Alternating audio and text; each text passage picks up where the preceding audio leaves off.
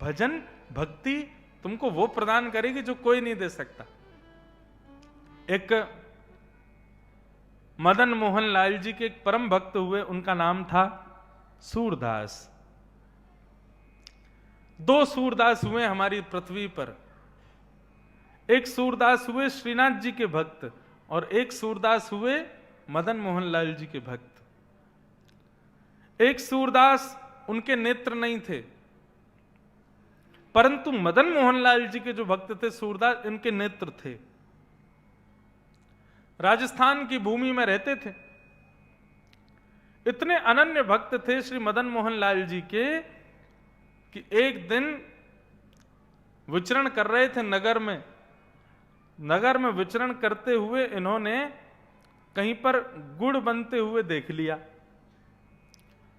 गुड़ बनता देख श्री इनके मन में भाव आया कि भैया ये तो श्री ठाकुर जी को प्राप्त होना चाहिए। वहीं राजस्थान की भूमि से ही उस गुड़ को बैलगाड़ियों में व्यवस्थित करवा के वृंदावन भेजने लगे, वृंदावन पहुंचाने लगे। किसी ने आकर के कहा, बोले कि सूरदास जी आप इतना सारा गुड़ बैलगाड़ियों में भर करके वृंदावन भेज रहे हो, इतना पैसा यहां खर्च कर रहे हो, 20 दिन में ये बैलगाड़ियां वृंदावन पहुंचेंगी, इससे बढ़िया तो आप एक दिन में वृंदावन पहुंच जाओ और वृंदावन जाके वहीं गुड़ खरीद के ठाकुर जी को दे दो। सूरदास जी बोले तू नहीं समझेगा मेरे मन के भाव, तू नहीं समझेगा इस स्थिति को। अरे प्रेमी के द्वारा प्रदान की गई वस्तु की महिमा ही अलग होती है। एक बार एक व्यक्ति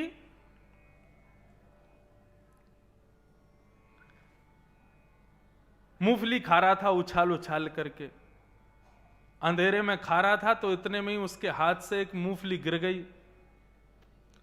तो मूंगफली को ढूंढने के लिए अंधेरा में वो बढ़िया सुंदर मोमबत्ती खरीद के लाया, मोमबत्ती जलाने के लिए माचिस खरीद के लाया, माचिस से जला करके पूरे गली में ढूंढने लगा कहां गिर गई मूंगफली। तभी उसको मूंगफली का दाना तो मिला नहीं। ढूंढते ढूंढते सारा अड़ोस पड़ोस सब इकट्ठे हो गए, सब पूछने लगे क्या कर रहे हो? बोले मेरी मूंगफली गिर गई है, वो ढूंढ रहा हूं। किसी ने आगे कहा, बोले तू इतनी मेहनत कर रहा है, मोमबत्ती खरीद के लाया, माचिस खरीद के लाया, इतना सब कुछ रात भर लग गए तेरे को ढूंढते ढूंढते, इससे बढ़िया नई मूंगफली खरीद ला। बोले अरे नहीं, तुम नहीं समझोगे, उस मूंगफली का स्वाद ही अलग था।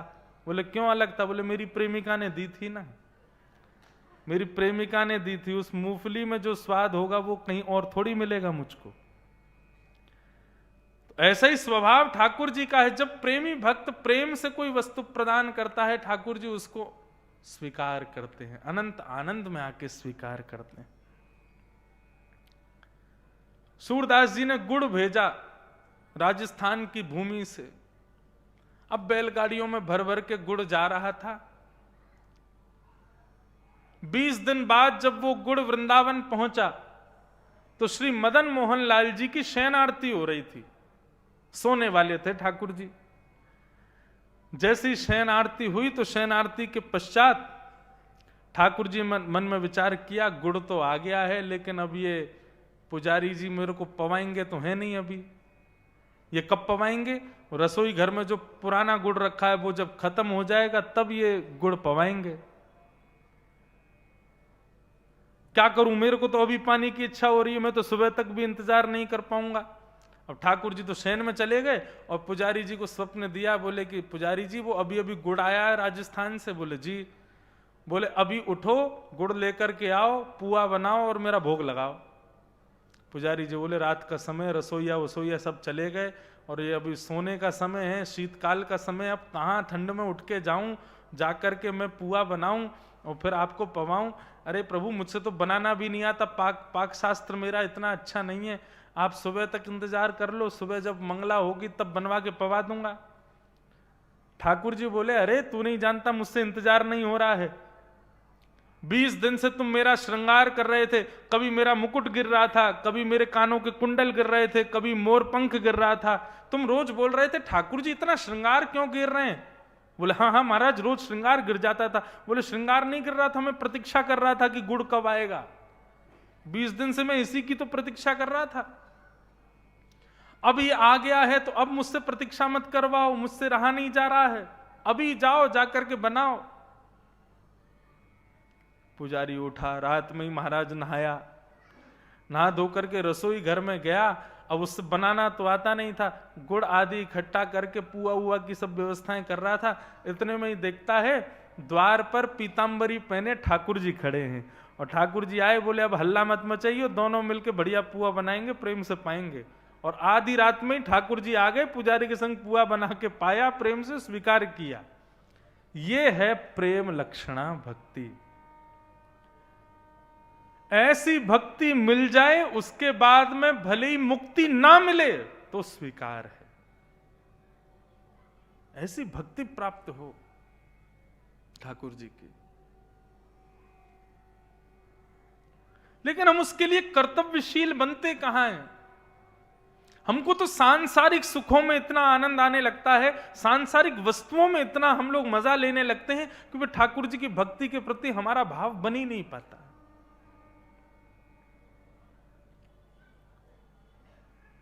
लेकिन एक बार यदि भक्ति आ गई ना हृदय में, तो फिर क्या गाओगे? जो सुख पायो राम भजन में, जो सुख पायो राम भजन में, सो सुख नाही अमीरी में, सो सुख नाही अमीरी में। मन लाग्यो मेरो यार फकीरी में, मन लाग्यो मेरो यार फकीरी, मन लाग्यो मेरो यार फकीरी में, मन लाग्यो मेरो यार फकीरी। जो सुख पायो राम भजन में, जो सुख पायो जो सुख पायो कृष्ण भजन में, जो सुख पायो कृष्ण भजन में, सो सुख नाही अमीरी में, सो सुख नाही अमीरी में, सो सुख नाही अमीरी में, सो सुख नाही अमीरी में। ओ मन लाग्यो मेरो यार फकीरी में, मन लाग्यो मेरो यार फकीरी में, मन लाग्यो मेरो यार फकीरी में, मन लाग्यो मेरो यार फकीरी में। ओ मन लाग्यो मेरो यार फकीरी में, मन लाग्यो मेरो यार। श्री राधा रमण लाल की, करताल बजा के गाओ।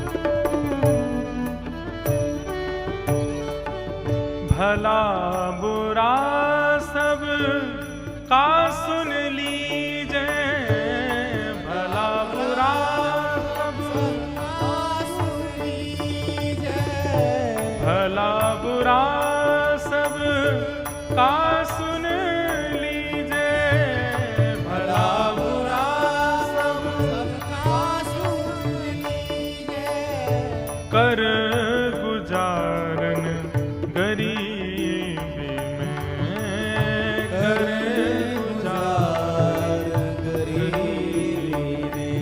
हाँ, प्रेम नगर में रहने हमारी, प्रेम नगर में रहने हमारी, भली बन आई सबूरी में, भली बन आई सबूरी में। ओ मन लागो मेरो यार फकीरी में, मन लागो मेरो यार फकीरी में। हे मन लागो मेरो यार फकीरी में, मन लागो मेरो यार फकीरी में। हे कहत कबीर सुनो भई साधो, कहत कबीर सुनो भाई साधो, कहत कबीर सुनो वही साधो, कहत कबीर सुनो भाई साधो। साहिब मिले सबूरी में, साहिब मिले सबूरी में। हे मन लागो मेरो यार फकीरी में, मन लागो मेरो यार फकीरी में।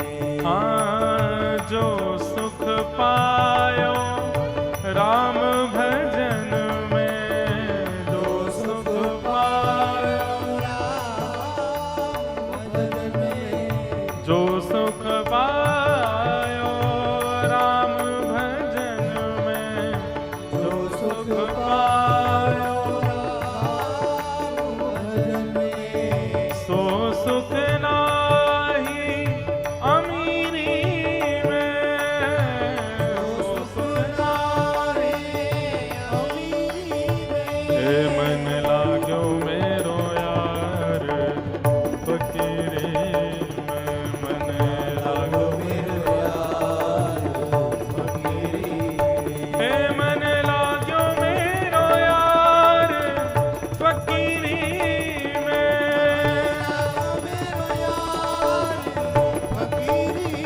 हे मन लागो मेरो यार फकीरी में।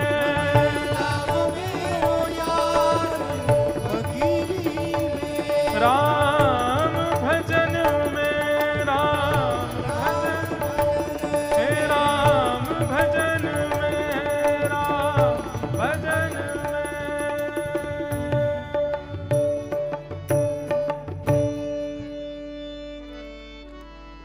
जो सुख पायो राम भजन में, सो सुख नाही अमीरी में, मन लाग्यो मेरो यार फकीरी में।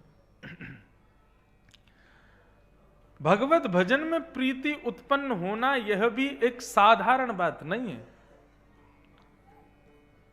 संत जनों की कृपा से ही यह संभव हो सकता है, और ठाकुर जी की इच्छा से यह संभव हो सकता है, उनके भजन में रति होना। तो श्रीमद् भागवत का सिद्धांत क्या है? जन्म से प्रारंभ हो, लेकिन गति कहां हो? हरिम परम, हरि के चरणारविंदों में। उसी के लिए भागवत का हम आश्रय लेते हैं, ताकि इस जीवन में एक बार तो ठाकुर जी का साक्षात्कार हमको हो जाए, ऐसी कामना।